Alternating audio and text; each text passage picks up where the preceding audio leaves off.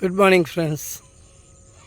It's me, Simon YouTube channel, Simon Varghese Facebook, Simon Varghese Instagram welcomes you all. Have a best, fantastic, positive day. നമ്മളെ ഒന്ന് ആലോചിച്ച് നോക്കി, ജീവിതത്തിലൊരു സങ്കടവും ഇല്ല, ഒരു പ്രശ്നവും, ഒരു തടസ്സവും, ഒരു ദുഃഖവും ഇല്ലെങ്കിൽ ആ ജീവിതം എന്തിനുള്ള അല്ലേ? നമ്മളൊക്കെ പറയും നാടൻ ഭാഷ ഉപ്പില്ലാത്ത കഞ്ഞി വരായിപ്പോൾ. പ്രയാസങ്ങളും പ്രശ്നങ്ങളും അതിജീവനവും മുന്നേറ്റവും പിന്നോട്ട് അടിക്കലും സങ്കടവും സഹതാപവും സ്നേഹവും എല്ലാം ചേരുന്നതാണ് നമ്മുടെ ജീവിതം അല്ലേ? ഹായ്, നമ്മുടെ ജീവിതം എന്ന് പറഞ്ഞാൽ ഇന്നെല്ലാം പ്രയാസങ്ങൾ നമ്മൾ നേരിടുന്നുണ്ടല്ലേ. ഞാൻ സർവീസിലായിരുന്നു, എന്തെല്ലാം പ്രശ്നങ്ങൾ അതിജീവിച്ചിട്ടുണ്ട്. പലതും പുറത്ത് പറയാൻ പാടില്ലാത്ത ഔദ്യോഗിക രഹസ്യങ്ങൾ ഇപ്പോഴും നമ്മൾ വെളിവിടത്തില്ല. നമുക്ക് പറയാൻ പാടില്ലല്ലോ പല കാര്യങ്ങളും. ദേശത്തിന് നാടിന് ദോഷം വരുന്ന കാര്യം നമ്മൾ പറയത്തില്ല. അത് നമ്മളിലൂടെ അങ്ങ് തീരുകയുള്ളൂ. അങ്ങനെ വേണം ഓരോ പൗരനും രാജ്യത്തെ സ്നേഹിക്കണം അല്ലേ? എന്തായാലും ഞാൻ വളരെ ഖിന്നനാണ് അല്ലെ ദുഃഖിതനാണെന്ന് പറഞ്ഞാൽ സത്യം. കാരണം നീറ്റ് പരീക്ഷയായിട്ട് ബന്ധപ്പെട്ട് തെറ്റുകൾ പറ്റാം, പക്ഷെ അത് ആവർത്തിക്കാൻ പാടില്ല. തിരുത്തി പിന്നെയും പ്രശ്നം. അങ്ങനെ ഒന്നും കഴിവുകെട്ട മന്ത്രിയെ മാറ്റണമെന്ന് യുവതി യുവാക്കളെ ആഗ്രഹിച്ച് അതിനകത്ത് തെറ്റ് ഇത്രമാത്രം ബലം പിടിക്കേണ്ട കാര്യം. അതോ കുഞ്ഞുങ്ങളുടെ തലമണ്ടയ്ക്ക് അടിക്കുന്നു, ഈ നാടിൻ്റെ ഭാവിയുടെ പുറത്തോട്ട് അടിക്കുന്നു. ഇത്ര വിവരമില്ലാത്ത പോലീസുകാർ എവിടെ നിന്നുണ്ടായി എനിക്കറിയില്ല. ലോകത്തൊരിടത്തും ഇല്ലാത്ത പരിപാടി തലമണ്ടയ്ക്കിട്ട് അടിക്കുക. ഒരു കുട്ടി വെൻറ്റിലേറ്ററിലാണ്, ഒരു പെൺകുട്ടി. അവൾ എന്ത് ദേശദ്രോഹമാണ് ചെയ്ത്? ഞങ്ങളുടെ 20 കുട്ടികൾ ആത്മഹത്യ ചെയ്തു, അവരുടെ ചോരയ്ക്ക് കണക്ക് പറയണമെന്ന് പറഞ്ഞതാണ് തെറ്റ്. അതിന് ഉത്തരവാദിത്വം വഹിക്കുന്നതിൽ വീഴ്ച വരുത്തിയ മന്ത്രി രാജിവെക്കണമെന്ന് പറഞ്ഞാണ് തെറ്റ്. അപ്പം ആ തെറ്റ് ശരിയൊക്കെ ആപേക്ഷികമാണ്, അതൊക്കെ ചർച്ച ചെയ്ത് തീർക്കണം. നമുക്ക് അതിനകത്ത് നമ്മൾ പിടിച്ച് നിൽക്കുന്നില്ല. പക്ഷെ മറിച്ച് ചർച്ചയിലൂടെയും ഒത്തുതീർപ്പിലൂടെയും തീർക്കേണ്ട പ്രശ്നമല്ലേ കയ്യൂക്കും പട്ടാള ബലവും കൊണ്ട് നേരിടാൻ നോക്കിയത്. എന്തായാലും ദുഃഖിക്കുന്നു.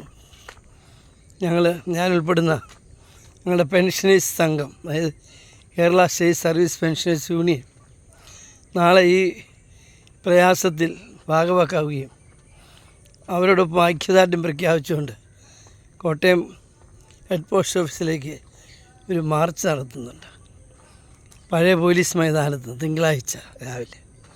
ഞാൻ പറയുന്ന കാര്യം, നമുക്ക് അത്രയും ദുഃഖമുണ്ട്. ഈ രീതിയിൽ ഇത് പോയാൽ ഈ കോക്രോച്ച് ഇതിനെ പുച്ഛിച്ച് തള്ളിയാൽ ഭരണസ്ഥിരാ കേന്ദ്രങ്ങളെ പോലും അത് ഇളക്കും. ഇതുപോലെ ചെറിയ ഇളക്കാണ് ചൈനയുടെ സ്വാതന്ത്ര്യത്തിന് ഇടയാക്കിയത്. മാവോ സേതുങ് എന്ന് പറയുന്ന ഒരു കർഷകനെ പ്രോജ്വലിപ്പിച്ചപ്പോൾ അവിടെ നിന്നുണ്ടായാണ് ലോങ് മാർച്ചും പിന്നീട് ചരിത്രമായ ചൈനയുടെ സ്വാതന്ത്ര്യവും. ഒരു മനുഷ്യനെ ആരംഭിച്ച് 10ആയി 100ആയി ലക്ഷങ്ങളായി കൊട്ടാരകൊത്തളങ്ങളെല്ലാം ഇട്ടിട്ട് ഓടേണ്ടി വന്നു രാജാവിന്. ഈ കോക്രോച്ചിൻ്റെ ഈ പോക്ക് ഇന്ത്യ രാജ്യത്തെ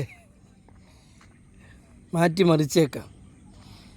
കേന്ദ്ര ഗവൺമെൻറ് എന്തെങ്കിലും ബുദ്ധിയോ ബോധം ഉണ്ടെങ്കിൽ ആ പിള്ളേരെ ചർച്ച ചെയ്ത് അവരുടെ വിഷയങ്ങൾ സാധിച്ചു കൊടുത്ത് ആത്മഹത്യ ചെയ്ത കുടുംബങ്ങൾക്ക് നഷ്ടപരിഹാരം കൊടുത്ത് കേസുകളൊക്കെ വിഡ്രോ ചെയ്ത് ആ പ്രശ്നം തീർക്കുക വേണ്ടത്.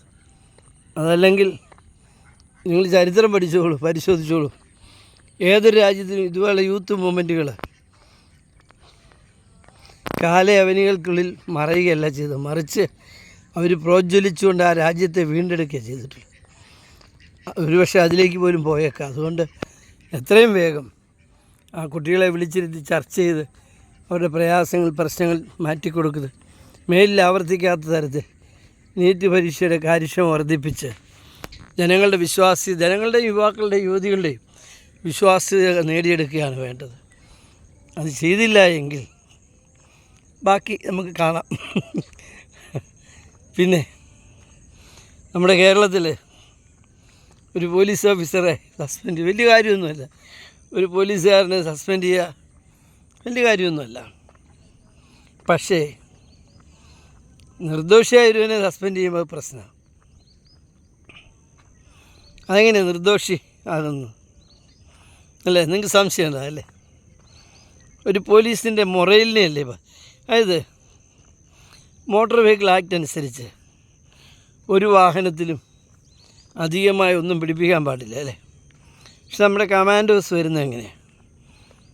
പ്രധാനമന്ത്രി, പ്രസിഡൻറ്റ്, വൈസ് പ്രസിഡൻറ്റ്, മുഖ്യമന്ത്രിമാരൊക്കെ വരുമ്പോൾ എങ്ങനെയാണ് വരുന്നത്?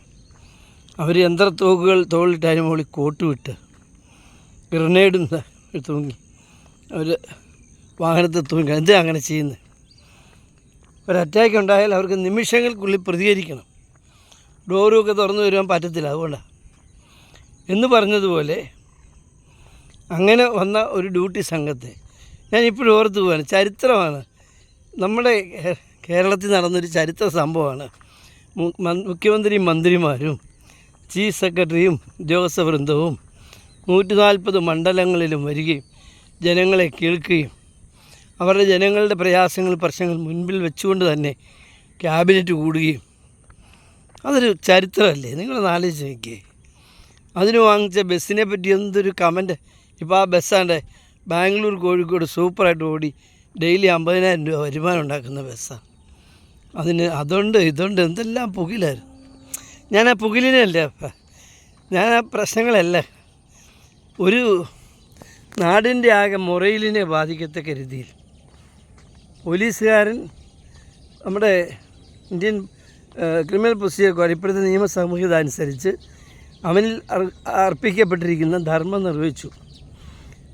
പിള്ളേർക്ക് മുമ്പ് അതിൻ്റെ മുമ്പിൽ ചാടാം. എന്തെല്ലാം സമരമുറയുണ്ട്. പാഞ്ഞു വരുന്ന ബസ്സിൻ്റെ മുമ്പിലോട്ട് എടുത്ത് ചാടുക, അത് തടയേണ്ടതല്ലേ? ആ യുവരക്തത്തെ സംരക്ഷിച്ചത് തെറ്റാണ്. അതുപോലെ തന്നെ ആ യുവരക്തത്തിന് ചൂരലിന് 2 അടി കൊടുത്തത് തെറ്റാണ്. അതിന് നിയമം അനുശാസിക്കുന്നില്ലേ? ഉണ്ട്. അതാരാ ചെയ്തേ? ഡ്യൂട്ടിയുള്ള പോലീസ് ഓഫീസർമാരാണ്. അതിനകത്തെന്താ, ആ ഓഫീസർമാരെ സപ്പോർട്ട് ചെയ്യേണ്ടത് ഏതൊരു മേലുദ്യോഗസ്ഥൻ്റെയും കടമയാണ്. അതിനെ പ്രതി ഒരാളെ സസ്പെൻഡ് ചെയ്തത് മോശമായിപ്പോയി. അയാൾ എത്രയോ ADGP എന്ന് പറയുമ്പം ഒരു ഓഫീസർ, പോലീസ് ഓഫീസറുടെ മേലിൽ എത്രയോ ഉയർന്ന, ഇതിനിടയ്ക്കെല്ലാം എത്രയോ ഓഫീസർമാരുണ്ട്. നെഗ്ലിജൻസ് അവർക്കും വന്നിട്ടില്ലേ? ഇപ്പോൾ ഈ ഒരാളെ തെരഞ്ഞു പിടിച്ച് ഒരു സാധാരണക്കാരൻ്റെ കുടുംബത്തിൽ പറന്നുപോയി, അയാൾക്ക് നല്ല നിറമില്ല, അല്ല അയാൾ എന്താ പറയുക, എന്താ അയാളുടെ പേരിൽ ഇത്രയും വലിയ പ്രശ്നം കണ്ടത് എനിക്കറിഞ്ഞൂടാ. 30 വർഷം കഴിഞ്ഞൊരു വീട് വെക്കാൻ പോയ ആ വീടിൻ്റെ പേരിൽ പ്രശ്നം. സർവീസ് വന്നിട്ട് 30 വർഷം കഴിഞ്ഞു. ആ വയസ്സിലൊരു വീട് വെക്കാൻ പോയതിൻ്റെ പ്രശ്നം. എന്തെല്ലാമായിരുന്നു അയാളെ പീഡിപ്പിക്കാൻ ശ്രമിച്ചത്? തീർച്ചയായിട്ടും ജനങ്ങളിത് കാണുന്നുണ്ട്. ഒരുപക്ഷെ നിങ്ങൾ DGP ആക്കിയേക്കത്തില്ല, വേണ്ട. പക്ഷേ അദ്ദേഹം ജനങ്ങളുടെ ഹൃദയത്തിൽ ഒരു വലിയ മനുഷ്യനായി തീരും എന്നുള്ള കാര്യം യാതൊരു സംശയമില്ല. അതുകൊണ്ട് സസ്പെൻഷൻ വിഡ്രോ ചെയ്തുകൊണ്ട് അയാളുടെ പാട്ടിന് വിടുക, അതാണ് ബുദ്ധി. കാരണം കേരളത്തിലെ പോലീസിൻ്റെ മുറയിൽ പോയാൽ നാളെ ഒരിക്കൽ ഏതെങ്കിലും മന്ത്രിയെ ഏതെങ്കിലും നാട്ടിലെ റൗഡിക്കൂട്ടം വാരിട്ടടിച്ചാൽ അവർ തിരിഞ്ഞു നിൽക്കും. അല്ലാതെ മേളിൽ നിർദ്ദേശം വരട്ടെ, അല്ലെങ്കിൽ നിർദ്ദേശം വന്നിട്ടും കാര്യമൊന്നുമില്ല, അവന്മാർ നമ്മളെ സപ്പോർട്ട് ചെയ്യത്തില്ല എന്നും പറഞ്ഞ് മാറി നിൽക്കുന്നൊരു സ്ഥിതി ഒന്ന് ആലോചിച്ച് നോക്കിയേ. പോലീസിൻ്റെ മൊറയിലിനെ തന്നെ നിങ്ങൾ പത്രക്കാരെ സൂപ്പിക്കാൻ വേണ്ടിയാണ് ഇതൊക്കെ ചെയ്യുന്നത്. അവരാണ്ട് ഫുട്ബോൾ കളി കാണുന്ന പോലെ ഇതൊക്കെ ഇടുന്നത്. എന്തൊരു കഷ്ടമായത്. ആ പോലീസ് ഓഫീസറുടെ മേൽ കൈ വയ്ക്കരുത്. അയാളെ തിരിച്ച് മാന്യമായ പോസ്റ്റിലേക്ക് കൊണ്ടുവരും. അയാൾക്ക് അർഹതമായ പ്രൊമോഷൻ കൊടുക്കുകയും ചെയ്യണം. ഇത് ഒറ്റപ്പെട്ട ശബ്ദമല്ല, 1000 പേരുടെ ശബ്ദമല്ല, 1 കോടി പേരുടെ ശബ്ദമായിട്ട് ഗണിക്കേണ്ടതുണ്ട്. അത് നിങ്ങൾക്കൊരു ഗുണവും ചെയ്യാൻ പോകുന്നില്ല. മറിച്ച് പോലീസുകാർക്ക് നിഷ്ക്രിയമാകാനും അവരുടെ കടമകളിൽ നിന്ന് വ്യതിചലിക്കാനും വേണ്ടേ. മുഖ്യമന്ത്രിയുടെ യാത്രയ്ക്ക് പ്രൊട്ടക്ഷൻ കൊടുക്കാൻ പോയ പോലീസ് ഓഫീസർക്ക് ഇതാ സ്ഥിതിയെങ്കിൽ എനിക്കെന്താണ് കാര്യമെന്ന് പറയത്തില്ലേ. ഇപ്പോൾ അടുത്ത ഗവൺമെൻറ് നമുക്ക് വേറൊരു കഥ കാണാം. ആ കഥ കാണാൻ പോകുന്നത് വേറെ ചില ഓഫീസർമാർ, ഞാൻ പേര് പറയുന്നില്ല, അവരുടെ തട്ടിക്കളിക്കുന്ന കാണാം, കൊട്ടിക്കളിക്കുന്ന കാണാം. ഈ പരസ്പരമുള്ള കളി നിർത്തണം. അങ്ങോട്ടും വേണ്ട ഇങ്ങോട്ടും വേണ്ട. ഉദ്യോഗസ്ഥന്മാരെന്ത് പിഴച്ചു? നിങ്ങൾ പറയുന്ന കാര്യങ്ങൾ ചെയ്യാനിരിക്കുന്ന ഉദ്യോഗസ്ഥന്മാർ അവരത് ചെയ്യും. നിയമപരിരക്ഷയുണ്ട്, അവരത് ചെയ്യും. ഇപ്പോൾ കോടതി പോകുമ്പോൾ കണ്ടോണം കളി, നിസ്സാരമായിട്ടെടുത്ത് ദൂരെ കളയും. പോയി പണി നോക്കണമെന്ന് അപ്പം നാണം കിടും. അതുകൊണ്ട് അടിയന്തരമായി ആ സസ്പെൻഷൻ വിഡ്രോ ചെയ്തുകൊണ്ട് ആ മനുഷ്യന് ആവശ്യമായ പോസ്റ്റിംഗ് കൊടുത്തുകൊണ്ട് പോലീസിൻ്റെ മുറയിലും അവരുടെ അഭിമാനവും പരിരക്ഷിക്കണം എന്നാണ് ഈ ചാനലിന് പറയാനുള്ളത്. നമുക്കറിയാം, ഞാൻ അത്ര ഇതിനെപ്പറ്റി പറയുന്നുള്ളൂ. എന്തായാലും ഒന്ന് പറയാം, ഡൽഹിയിൽ നടക്കുന്ന സമരം അത് എത്രയും വേഗം ഊതിക്കെടുത്തിയില്ലെങ്കിൽ, സ്നേഹത്തോടെ കേക്കും നാരങ്ങാവെള്ളവും കൊടുത്ത് തീർത്തില്ലെങ്കിൽ അത് ഭാരതത്തിൻ്റെ ചരിത്രമായി മാറും. ഈ മഹാന്മാർ സൃഷ്ടിക്കപ്പെടുന്ന എപ്പോഴാണ്? മഹാകാര്യങ്ങൾ ചെയ്യുമ്പോഴൊന്നുമല്ല, ചില ചെറിയ ചെറിയ കാര്യങ്ങളിൽ നിന്ന് ആരംഭിക്കുന്നു. അല്ലാതെ വലിയൊരു വെള്ളച്ചാട്ടത്തിൽ നിന്നൊരു ജനത രക്ഷിച്ചിട്ടോ ഡാം പൊട്ടാൻ പോകുമ്പോൾ അത് പിടിച്ചു നിർത്തിയൊന്നുമല്ല. ആ ഡാം പൊട്ടാതിരിക്കാൻ എന്ത് ചെയ്യണമെന്ന് പഠിപ്പിക്കുമ്പോഴാണ് ഒരു ലെജൻഡ് സൃഷ്ടിക്കപ്പെടുന്നത്. നമ്മുടെ ഇന്ത്യയിലെ കഴിഞ്ഞ ദിവസം ഒരു സ്റ്റഡി റിപ്പോർട്ടുണ്ട്. കേന്ദ്രത്തിലെ മന്ത്രിമാരുടെ മക്കളെല്ലാം അമേരിക്കയിലും ഇംഗ്ലണ്ടിലും പാരീസിലും ജർമ്മനിയിലൊക്കെയാണ് പഠിക്കുന്നത്. നമ്മുടെ ഇന്ത്യയിലെ പാവപ്പെട്ട കുട്ടികൾക്കുള്ള ഏക ഹയർ സ്റ്റഡീസിനുള്ള അവസരമാണ് ഈ പറഞ്ഞ മത്സര പരീക്ഷ. എൻ്റെ മോളും ഈ പരീക്ഷ എഴുതി പാസ്സായാണ് അവൾ ഡോക്ടറായത്. എൻ്റെ മരുമോനും അങ്ങനെ തന്നെയാണ്. വേറെ എങ്ങനെയാകും സാധാരണക്കാരുടെ മക്കൾ? വേറെ വഴി അതിലാണ് കയറി കളിക്കുന്നത്. അപ്പം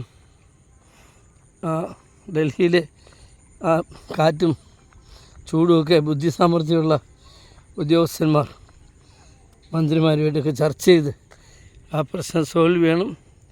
കുഞ്ഞുങ്ങളുടെ കണ്ണീരൊപ്പണം.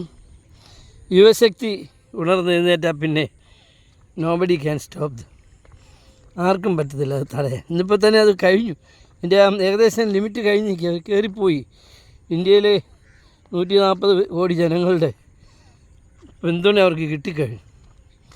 അതുകൊണ്ട് എത്രയും വേഗം ആ പ്രശ്നം സോൾവ് ചെയ്ത് നാരങ്ങ വെള്ളം കൊടുത്ത് കേക്ക് മുറിച്ച് അവരുടെ ആവശ്യങ്ങൾ സാധിച്ചു കൊടുത്ത് അവരെ അവരുടെ ബാരക്കിലേക്ക് മടക്കി വിടണം.